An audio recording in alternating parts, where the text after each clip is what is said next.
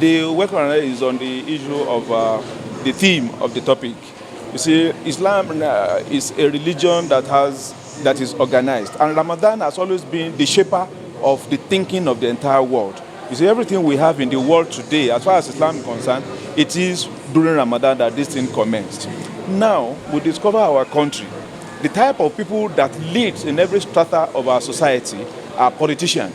What do I mean by politician? People who always scheme to be in power, to remove who are in power, either in the civil service, in the public service, in political leaders. We are always breeding politicians, and we are not breeding leaders. Leadership is a consistent and organized process of doing things to achieve success. We discover that is lacking, and that's why we chose the word Ramadan, shaping leadership, so that we'll be able to be conscious in the production of leaders who are leaders. People who will be in position, who will be leaders. If you go into the civil service today, many people are there by scheming, by knowing people. I still refer to them as politicians. So, even our politicians, we should be having leaders among the politicians. Not just that the politicians, they are politicians. So we should be conscious of how the evolution of leaders, and starting with the lessons of Ramadan. Perhaps it will put it in our mind how we should now produce better leaders that will make things better in our country. How should imams communicate to the society in the way they preach? What are the methods of preaching in Islam so that one doesn't go out of line as a leader? Well, first and foremost, as an Islamic leader, you must understand the mission God has given to you. When you understand, you should understand what you want to discuss as an Islamic leader. An Islamic leader is supposed to be a link between the divine rules and laws and the people. What do I mean by that? That you know the needs of the people. You know the yearnings of the people. You now go and consult your book. That is the book of Allah. You now ruminate over it. How was it done? What did Allah say about it? You now communicated same back to the people that are listening to you. That is one. The other one is, and a religious leader is also the one in between leaders and the led. You must know what the leaders are doing. You must know what the leaders are yearning to have, and you'll be able to understand the topic or what you are discussing directly and indirectly. You understand in such a way that when you say it, you will not be misquoted and you will not be misunderstood.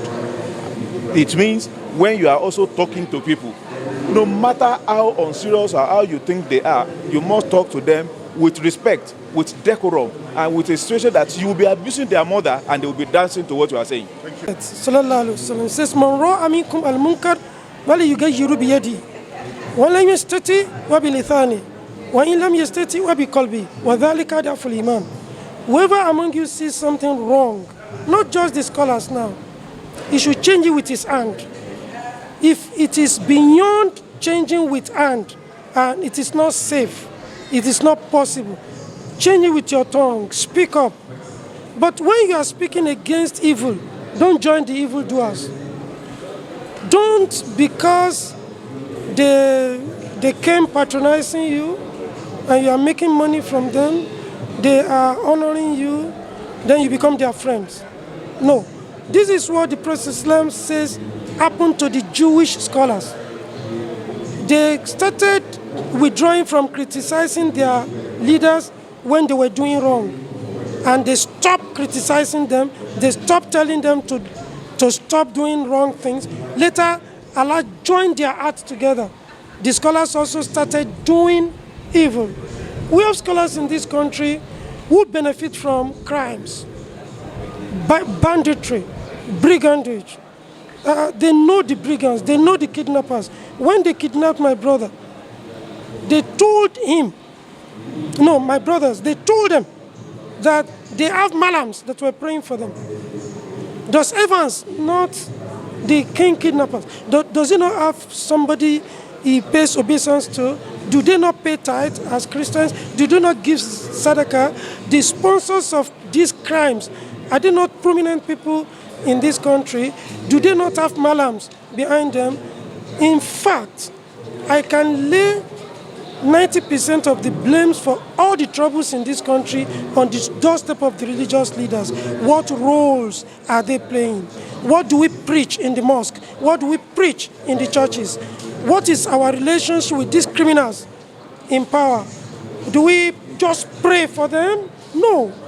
What Allah is going to ask us is, are we guiding them? Are we telling them the truth? And it boils down also to the quality of our own faith. Do we really have faith? Are we not leaders to make money? Are we not out to get better life?